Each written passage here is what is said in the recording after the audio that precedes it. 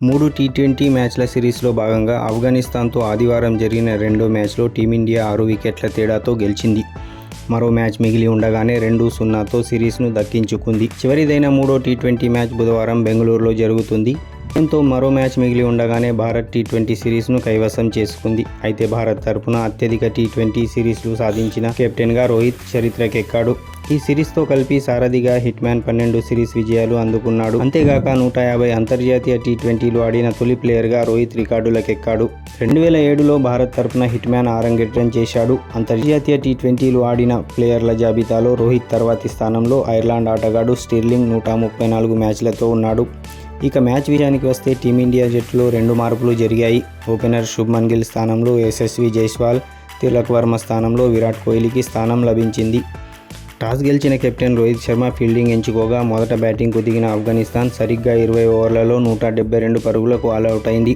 ఆ జట్టు బ్యాట్స్మెన్లలో గుల్బదీన్ 35 బంతుల్లోనే 57 పరుగులు చేసి టాప్ స్కోరర్గా నిలిచాడు. చివర్లో కరీం జన్నత్ 20, ముజీబ్ 23 పరుగులతో రాణించడంతో ఆఫ్ఘన్ 172 పరుగులు చేసింది.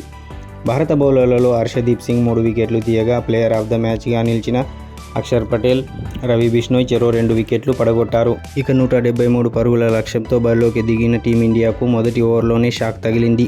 రోహిత్ తన తొలి బంతికే బౌల్డ్ అయ్యాడు. దీంతో వరుసగా రెండో మ్యాచ్లోనూ డకౌట్ అయ్యాడు. దీంతో రోహిత్ శర్మ తన పేరిట చెత్త రికార్డును లిఖించుకున్నాడు. అంతర్జాతీయ టీ20లో అత్యధిక సార్లు డకౌట్ అయిన ఆటగాడిగా హిట్మ్యాన్ అప్రతిష్టను ముట్టగట్టుకున్నాడు. టీ20లో ఇప్పటి వరకు రోహిత్ శర్మ 12 సార్లు డకౌట్ అయ్యాడు.